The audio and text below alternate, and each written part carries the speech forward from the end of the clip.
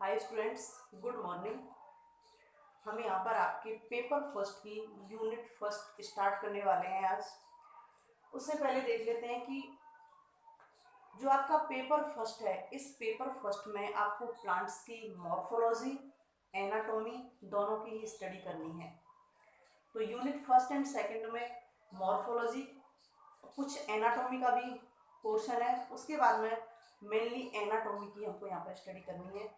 तो first unit start करते हैं आपकी, और फर्स्ट यूनिट का फर्स्ट चैप्टर हम यहाँ पर देखते हैं। तो ये आपका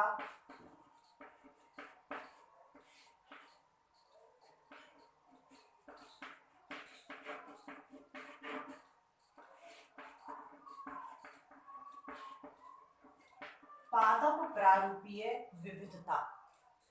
तो यहाँ पर जो प्लांट्स हमारे चारों तरफ पाए जाते हैं, जो हमने देखे हैं वो भी, और जो हमसे दूर है जिनको हमने नहीं देखा है उनको भी, कि इनकी विविधता का क्या कारण है और इनकी विविधता का अध्ययन हम कैसे करेंगे। तो यहाँ पर इनकी विविधताओं में अंतर के लिए, इनकी एक्सटर्नल और इंटरनल दोनों प्रकार की विविधताओं में अंतर के लिए हम यहाँ पर मॉर्फोलॉजी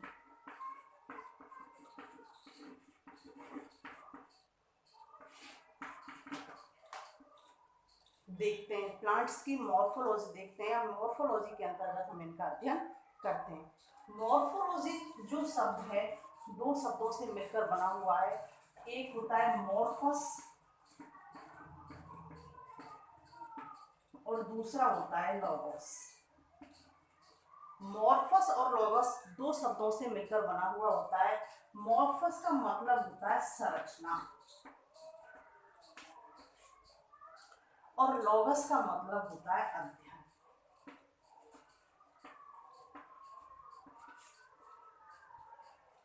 इसका मतलब प्लांट्स की संरचना का वैज्ञानिक रूप से जो अध्ययन किया जाता है वो कहलाती है प्लांट मॉर्फोलॉजी। अब इसमें जो अध्ययन किया जा रहा है वो एक्सटर्नल किया जा रहा है या इंटरनल किया जा रहा है। अगर अध्ययन एक्सटर्नल किया जा रहा है, मतलब बाह्य स्वरूप का अध्ययन किया जा रहा है, तो उसको हम बोलेंगे मॉर्फोलॉजी ही। और अगर यहाँ पर इंटरनल स्वरूप का अध्ययन किया जा रहा है तो इसको बोलेंगे हम एनाटॉमी। कोशिकाओं का अरेंजमेंट कैसा है, एक कोशिका दूसरी कोशिका के साथ मिलकर किस टिश्यू का निर्माण कर रही है, वो टिश्यू कौन सा काम कर रहा है।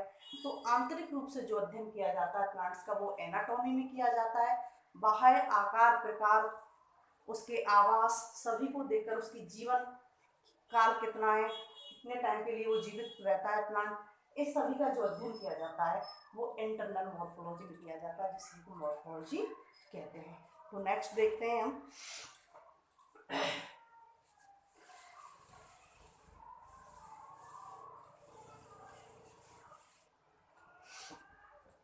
यहां पर जो अध्ययन किया जाता है प्लांट्स का, जो अध्ययन किया जाता है वो किया जाता है आवास, जीवन काल,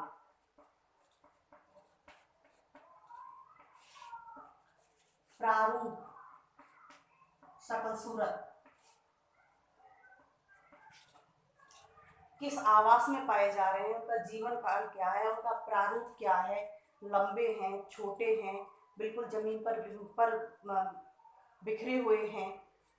तो इन सभी के आधार पर यहाँ पर अध्ययन किया जाता है, और इन सबको ध्यान में रखते हुए सबसे पहले आवास के आधार पर यहाँ पर एक बर्मिंग साइंटिस्ट हुए थे,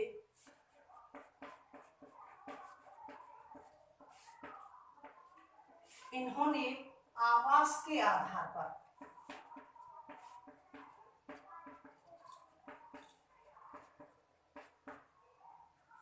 प्लांट्स को 3 भागों में बांटा। आवास के आधार पर प्लांट्स को इन्होंने 3 भागों में बांटा था। वो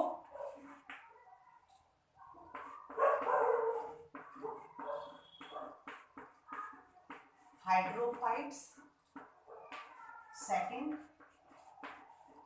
मीजोफाइट्स और थर्ड जीरोफाइट्स। जलोदभिद, समोदभिद और मरोदभिद। हाइड्रोफाइट्स क्या बोलते हैं इनको? जलोदभिद। ये पादप हमेशा जल के अंदर ही पाए जाते हैं, या फिर कहें कि उस जगह पर पाए जाते हैं जहां जल की एक्सेस होती है, जल अधिक मात्रा में पाया जाता है। और ये पादप बिना जल के सरवाइव नहीं कर सकते, इनको अधिक मात्रा में ही जल चाहिए। तो इस आधार पर भी ये प्लांट्स भी 3 प्रकार के होते हैं। फर्स्ट होते हैं जल निमग्न, सेकंड होते हैं मुक्त प्लावी फ्लोटिंग, और थर्ड होते हैं जल स्थलीय। जल निमग्न पादप ऐसे पादप जो हमेशा जल के अंदर डूबी हुई अवस्था में ही सरवाइव करते हैं, रह सकते हैं, वो कहलाते हैं जल निमग्न पादप। जैसे हाइड्रिला,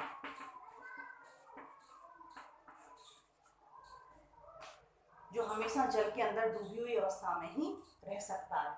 मुक्त प्लावी पादप, ये पादप जल की सतह पर ऊपर तैरती हुई अवस्था में रहते हैं। जड़ें हमेशा जल के अंदर रहेंगी और इनकी जो पत्तियां और पुष्प होते हैं वो हमेशा जल की सतह पर तैरते हुए रहते हैं। तो इनको कहते हैं फ्री फ्लोटिंग पादप, प्लांट्स, मुक्त प्लावी पादप। एजोला, तीसरे होते हैं जल स्थलीय पादप, सिंघाड़े, इसी में आते हैं मुक्त प्लावी पादपों में सिंघाड़ा। तीसरे जल स्थलीय पादप, इन पादपों को अधिक जल की आवश्यकता नहीं होती, लेकिन ये इनके लिए जब तक इनका जीवन चक्र कंप्लीट नहीं होता, या फिर कहें कि इनके अंदर जनन की प्रक्रिया कंप्लीट नहीं होती, तब तक पानी की एक्सेस होना, अधिकता होना आवश्यक है। और पाए भी ऐसे क्षेत्र में जाएंगे जो जैसे झील है, नदी है, उनके किनारे की तरफ, जहाँ पानी अधिक भी ना हो और कम भी ना हो। तो जड़ें हमेशा किस में रहेंगी? इनकी जो रूट्स होती हैं वो रूट्स वाटर में रहती हैं, और जो स्टेम होता है, स्टेम एरियल रहता है, मतलब हवा में रहता है। स्टेम हमेशा हवा के अंदर रहेगा और रूट हमेशा जल के अंदर डूबी हुई रहेंगी। तो इनको बहुत कम पानी की आवश्यकता होती है, लेकिन पानी की आवश्यकता इनके जनन के लिए बहुत ज़्यादा आवश्यक है, क्योंकि जब भी इनके अंदर जनन की प्रक्रिया होगी तो यहाँ पर क्रॉस फर्टिलाइजेशन के लिए या सेल्फ फर्टिलाइजेशन के लिए पानी ही आवश्यक होता है। और इसका एग्जाम्पल देखें तो होता है टाइफा। ये होते हैं हाइड्रोफाइट्स। नेक्स्ट देखते हैं मीजोफाइट्स, ऐसे प्लांट जिनको अधिक पानी की आवश्यकता नहीं होती, लेकिन फिर भी पानी की आवश्यकता तो होती है। तो इसका मतलब ये ऐसे एटमॉस्फेयर में रहते हैं जहाँ वातावरण समान रहता है, या फिर कहें कि पानी वहाँ इनको उचित मात्रा में आराम से मिल जाता है। तो हमारे आसपास जितने भी हमको दिखाई दे रहे हैं, आम, पीपल, बरगद, गूलर, नीम, ये सभी कैसे प्लांट्स हैं? मीजोफाइट्स। पानी अधिक ना हो तो बिल्कुल कम भी ना हो, तभी ये अपना जीवन सरवाइव कर पाएंगे, अपनी लाइफ को जी पाएंगे। नेक्स्ट होते हैं जीरोफाइट्स। जीरोफाइट्स प्लांट्स ऐसी जगहों पर पाए जाते हैं जहां पर पानी बहुत कम मात्रा में प्रेजेंट होता है, क्योंकि वैसे भी क्या नाम है इनका? मरुद्भिद। मरुद्भिद मतलब रेगिस्तान। तो ये रेगिस्तान में पाए जाते हैं और रेगिस्तान में पानी नहीं पाया जाता।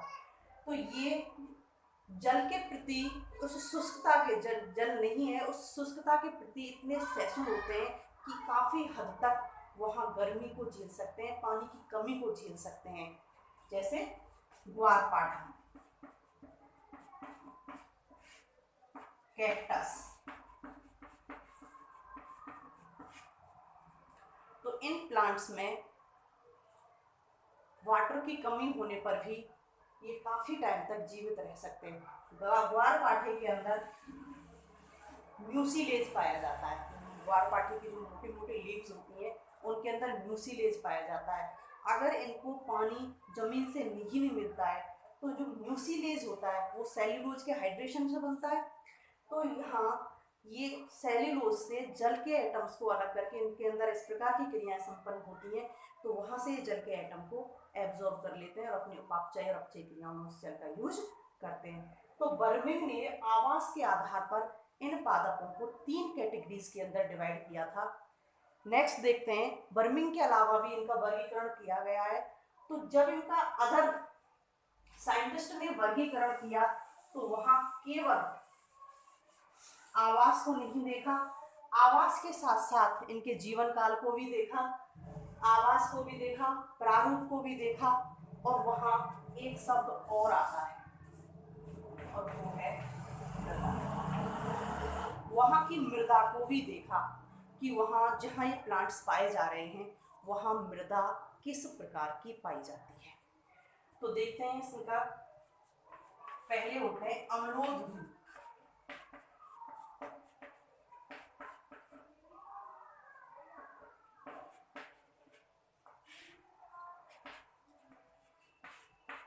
दूसरे होते हैं लवणोदभिद,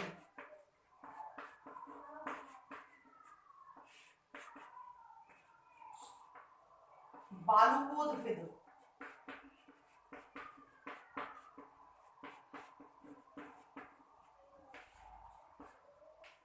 सैलोदभिद,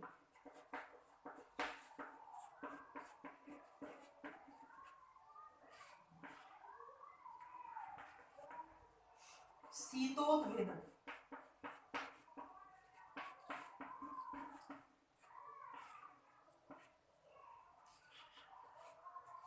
अधिपादप,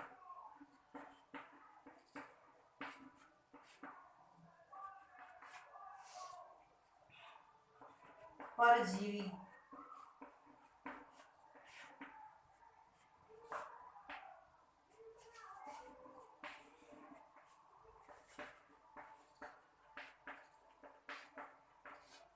कीटाहारी पादप।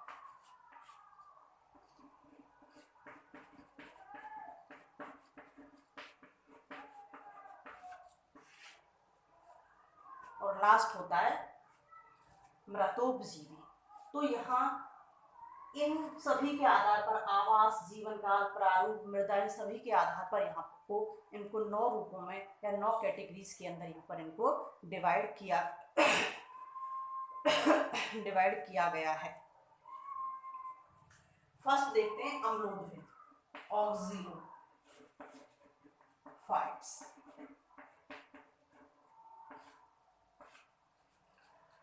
दूसरा हेलोफाइट्स। इन दोनों की अगर हम बात करें अम्लोदभिद की और लवणोदभिद की तो स्टूडेंट्स देखने में सेम लगते हैं कि भाई यहाँ पर भी अम्ल हो सकता है और यहाँ तो जो मृदा है वो अम्ल, मृदा के अंदर अम्ल होता ही है। तो देखो फर्स्ट देखते हैं हम अम्लोदभिद। अम्लोदभिद प्लांट जहां पर पाए जाते हैं वहां मृदा में कैल्शियम नहीं पाई जाती और कैल्शियम ना मिलने के कारण यहाँ की जो पीएच होती है वो कम होती है, और पीएच कम है तो मृदा कैसी होगी, एसिडिक होगी, नॉर्मल सी बात है। तो यहाँ कैल्शियम की अनुपस्थिति के कारण मृदा होती है एसिडिक नेचर की, और यहाँ पर जो प्लांट्स यहाँ पर सरवाइव करते हैं वो ऐसे प्लांट सरवाइव करते हैं जो कैल्शियम की कमी में भी अपने ग्रोथ को, अपने जनन को रेगुलर रूप से, सुचारू रूप से यहाँ पर ये कर सकें। तो इसका एग्जाम्पल देखते हैं, रूमैक्स।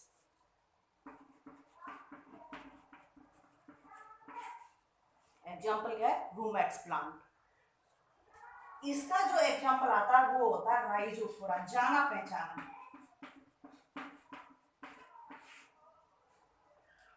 क्योंकि हेलोफाइट्स जो प्लांट होते हैं वो कहाँ पाए जाते हैं, वो दलदल में पाए जाते हैं।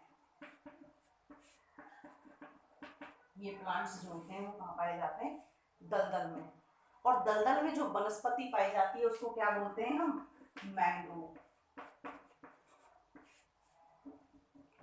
तो यहाँ पर जो वनस्पति पाई जाती है वो मैंग्रोव वनस्पति पाई जाती है। तो देखो अंतर क्या होता है इन दोनों में, यहाँ ऑक्सीजन की कमी नहीं है, यहाँ जो मृदा है उसमें केवल कैल्शियम कम होती है, ऑक्सीजन कम नहीं होती। लेकिन यहाँ पर जो मृदा पाई जाती है, जो दलदल पाया जाता है, इस दलदल में ऑक्सीजन की भी कमी होती है और यहाँ पर साल्ट होते हैं,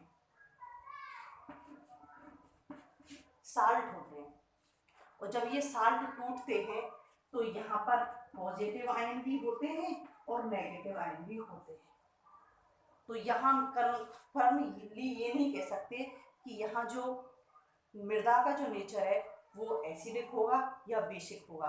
एनीवन कुछ भी हो सकता है, अधिकतर एसिडिक ही होता है लेकिन बेसिक भी हो सकता है, क्योंकि यहाँ साल्ट की मात्रा अधिक होती है। और साल्ट की मात्रा अधिक होती है तो कोशिका से जो बाहर का एटमॉस्फेयर होता है वो कैसा होता है, अति परासरी। और अति परासरी सॉल्यूशन की आपने सेकेंड ईयर में पढ़ा है, ये खासियत होती है कि अगर किसी अति परासरी विलयन में किसी कोशिका को हम रख दें तो उससे बहिर्परासरण की क्रिया हो जाती है, जल कहने में जल निकल जाता है बाहर। यहाँ ऐसी कोई कंडीशन नहीं होती। तो इसलिए जो मैंग्रोव प्लांट्स होते हैं उनके अंदर कुछ अलग एडाप्टेशन पाए जाते हैं, कुछ विशिष्ट अनुकूलन पाए जाते हैं, जबकि यहाँ ऐसी कोई कंडीशन नहीं होती। इसलिए हेलोफाइट्स और ऑक्सिलोफाइट्स एक दूसरे से प्रकृति में या फिर कहें कि आवास में भी, प्रकृति में भी बिल्कुल डिफरेंट होते हैं। तो यहाँ पर राइजोफोरा और भी नाम आते हैं यहाँ पर। नेक्स्ट होते हैं बालकोद्भिद।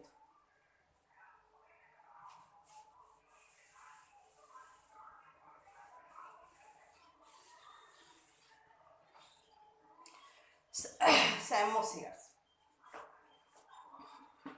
बालकोद्भिद वो प्लांट्स होते हैं जो रेतीली मृदा में पाए जाते हैं, अर्थात जीरोफाइट्स प्लांट्स जो पानी की कमी में अपना जीवन सर्वाइव करते हैं, वो प्लांट्स होते हैं बालकोद्भिद।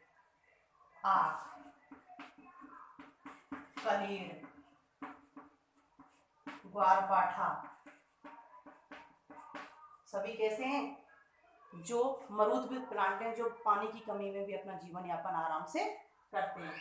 सैलोद्भिद, सैलोद्भिद से समझ में आ रहा है, सैल मीन्स चट्टाने। जो प्लांट्स चट्टानों पर अपना जीवन यापन करते हैं या फिर पहाड़ों पर पाए जाते हैं, पथरीली जमीन पर पाए जाते हैं, वो प्लांट्स क्या कहलाते हैं, सैलोद्भिद कहलाते हैं। टैमेरेक्स,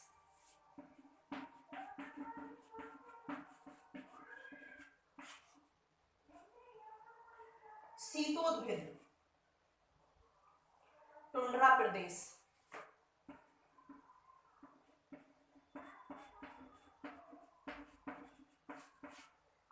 ऊंची ऊंची पहाड़ियां जो हमेशा बर्फ से ढकी हुई रहती हैं, जो ऐसी जगहों पर जो प्लांट्स पाए जाते हैं वो क्या कहलाते हैं, शीतोद्भिद प्लांट्स कहलाते हैं। ये इन प्लांट्स के लिए बहुत अधिक ठंड की आवश्यकता होती है और ये उन्हीं स्थानों पर सर्वाइव करते हैं जहाँ ठंड अधिक होती है और पानी कम होता है। पानी होता है बर्फ में लेकिन वो फिजियोलॉजिकली कैसा होता है, इनएक्टिव, सक्रिय नहीं होता, उसको पादप एब्जॉर्ब नहीं कर सकते। नेक्स्ट देखते हैं अधिपादप। अधिपादप वो पादप होते हैं जो और पादपों के ऊपर अपना जीवन यापन करते हैं।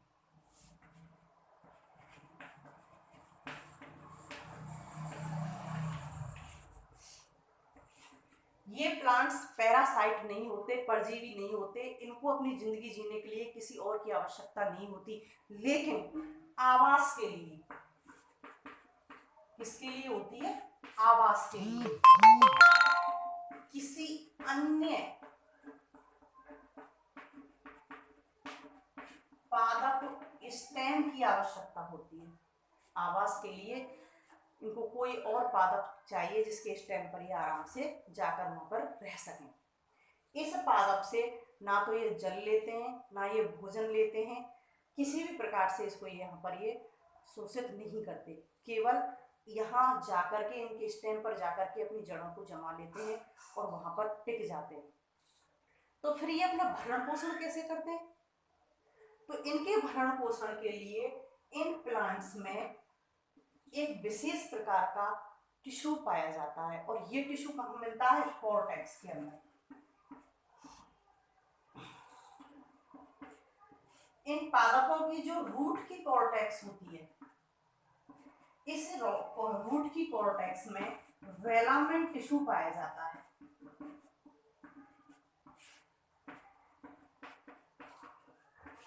और ये टिश्यू का जो गुण होता है वो गुण होता है, ये होता है आर्द्रता ग्राही।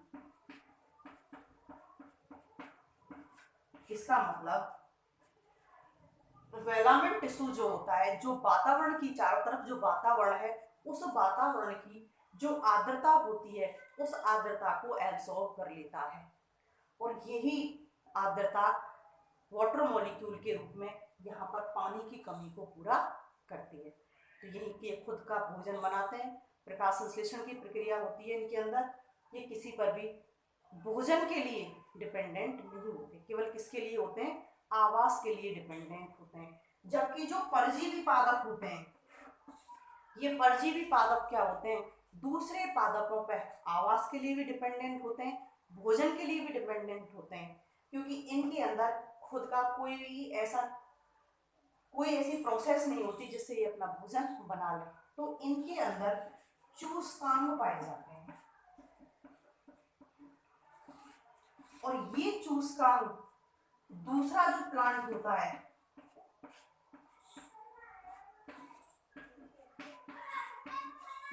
दूसरे पादप के फ्लोएम से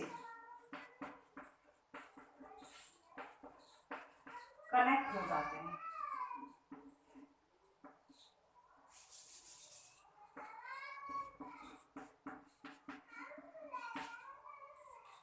जो दूसरा पादप होता है, इन चूसकांगों, ये पादप अपने चूसकांगों को उसके फ्लोएम में इंजेक्ट कर देते हैं, वहां तक इनको पहुंचा देते हैं और यहाँ पहुंचने के बाद में ये फ्लोएम से बने बनाए भोजन को एब्जॉर्ब करते हैं, अवशोषित करते हैं।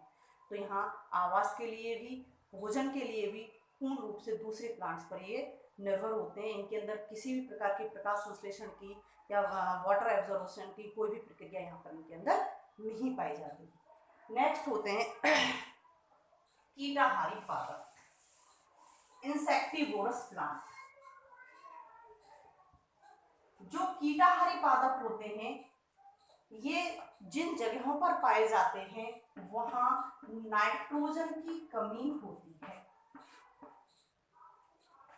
अगर नाइट्रोजन की कमी है तो इनकी ग्रोथ प्रॉपरली नहीं हो पाती, इसलिए नाइट्रोजन की कमी को पूरी करने के लिए ये इंसेक्ट्स को, कीटों को, अपनी विशेष प्रकार की इनकी संरचना होती है, घटपर्णी है, नेपेंथीज है, घटपर्णी की जो पत्ती होती है वो घट में बदल जाती है, घड़ेनुमा संरचना में बदल जाती है।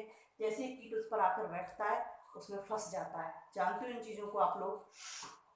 तो जब कीट वहां पर घट के अंदर चला जाता है तो उसकी जो बॉडी में नाइट्रोजन उपस्थित होती है, इस नाइट्रोजन को यहाँ से अवशोषित कर लिया जाता है विभिन्न एंजाइमों के द्वारा पचाकर, कि वहां से नाइट्रोजन को पृथक कर लिया जाता है। तो इंसेक्टिवोरस जो प्लांट होते हैं ये नाइट्रोजन की कमी को पूरा करने के लिए इंसेक्ट्स का शिकार करते हैं।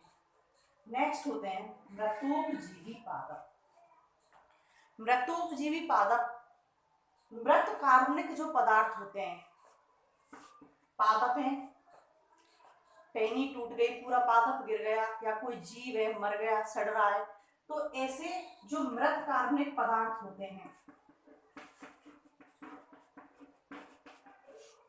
इन मृत कार्बनिक पदार्थों से क्या करते हैं? ये भोजन लेते हैं। मोनोट्रापा, एग्जाम्पल क्या है? मोनोट्रापा। पैरासाइट्स में भी ये क्या आता है? अमरवेल, ओरोवेंकी, रिफ्लेसिया, रफलेसिया जो प्लांट होता है अपने फ्लावर के लिए जाना जाता है, क्योंकि रफलेसिया के फ्लावर की जो स्मेल होती है वो सड़े हुए मांस जैसी होती है, जिस जंगल में भी होता है कई किलोमीटर तक उसकी बदबू फैल जाती है। तो कीटा सॉरी मृतुक जीवी का एग्जाम्पल है मोनोट्रापा। तो इनके आवास, जीवन काल, मृदा, इन सभी के आधार पर इन पादपों को 9 कैटेगरीज के अंदर बांटा गया है। नेक्स्ट देखते हैं हम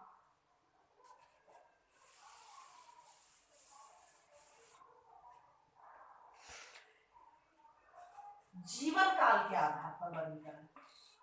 केवल जीवन काल के आधार पर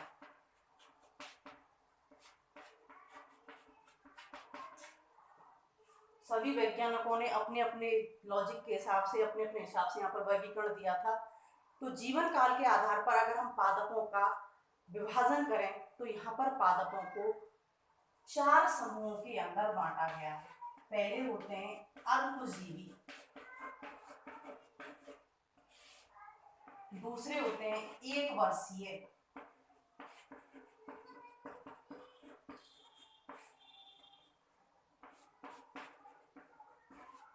द्विवर्षीय और बहुवर्षीय।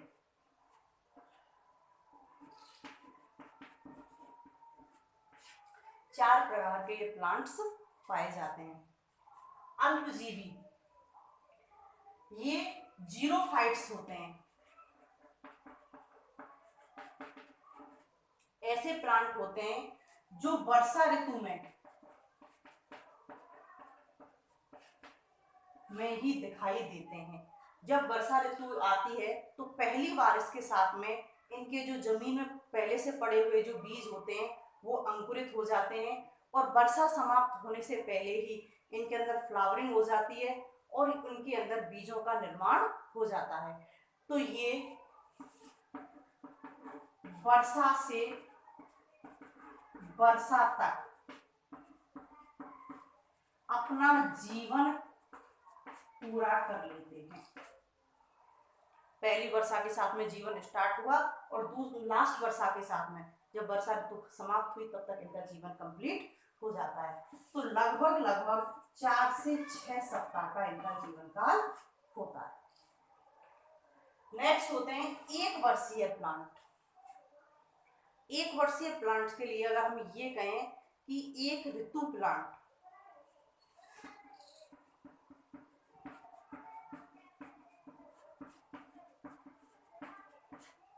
तो ज्यादा उचित होगा, क्योंकि इन पादपों के अंदर जो भी ग्रोथ होती है वो एक ऋतु के अंदर कंप्लीट हो जाती है। इसका मतलब 3 से 5 महीने के अंदर इनके अंदर कंप्लीटली, चाहे वो वेजिटेटिव हो चाहे जनरेटिव हो, सारी की सारी ग्रोथ कंप्लीट हो जाती है। जैसे गेहूं, धान, चना सभी कैसे हैं, सर्दियां स्टार्ट होने से पहले ये बोए जाते हैं और सर्दियां खत्म होते होते इनके अंदर फ्लावरिंग हो जाती है और साथ के साथ में सीड्स का निर्माण भी हो जाता है। तो मार्च अप्रैल के टाइम तक इनकी कटाई हो जाती है। नेक्स्ट होते हैं द्विवर्षीय पादप। तो यहाँ पर 2 ऋतु होती है। द्विवर्षीय पादपों में 2 ऋतु होती हैं। पहली ऋतु में तो इनकी कायिक वृद्धि होती है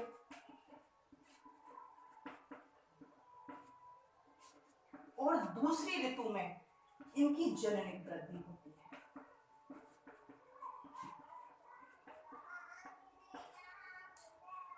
तो 2 साल की बजाय अगर 2 ऋतु कहें तो ज्यादा उचित होगा, क्योंकि यहाँ पर जो टाइम होता है वो टाइम ड्यूरेशन 8 से 10 महीने की होती है, 7 से 10 महीने या 8 से 10 महीने की होती है। तो जब पहली ऋतु आती है तो पादपों में पूर्ण रूप से कायिक वृद्धि होती है। ये वो पादप होते हैं जिनकी विभिन्न संरचनाएं मॉडिफाइड होकर भोजन का संग्रह करती हैं, जैसे मूली, गाजर, सलजम, अरवी। तो यहाँ एक मौसम में केवल इनकी कायिक वृद्धि ही होती है। जैसे गाजर, मूली, सलजम, अरबी वगैरह इनको हम अगर खाने के लिए यूज में ले लें तो कायिक वृद्धि के बाद ही इनको ले लिया जाता है। अगर इनसे हमको बीज प्राप्त करना है तो उसके लिए दूसरी ऋतु की आवश्यकता होती है। तो वहाँ जैसे गाजर मूली के अंदर है तो यह इनकी बुवाई इन दिनों में हो जाती है, दिवाली से पहले या फिर बोले अक्टूबर के टाइम में इनकी बुवाई हो जाती है। और इनकी कंप्लीट जो कायिक वृद्धि है वो फरवरी तक, लगभग फरवरी मार्च तक यहाँ पर खो लेती है। जैसे जैसे टेम्परेचर बढ़ता है, टेम्परेचर बढ़ने के साथ साथ में इनकी जननिक वृद्धि स्टार्ट हो जाती है। और ये जननिक वृद्धि जून तक जाकर के कंप्लीट होती है, क्योंकि यहाँ पर सीड्स जो बनते हैं वो मई जून में जाकर इनको प्राप्त होते हैं। नेक्स्ट होते हैं बहुवर्षीय पादप। इन बहुवर्षीय पादपों में बार बार फल लगते हैं। जैसे यहाँ पर एक बार फल लग के पादप की कायिक जो कायिक प्लांट है वो क्या हो गया, खत्म। ऐसे यहाँ पर, यहाँ ऐसा नहीं होता। नीम, पीपल, बमूल, खजूर, ये क्या है, एक बार ग्रोथ होने के बाद में, एक बार इनका कंप्लीट विकास होने के बाद में बार बार इनके अंदर हर अपने सीजनेबल सीजन के हिसाब से यहाँ पर फ्लावरिंग होगी, फ्रूट्स होंगे, सीड्स बनेंगे।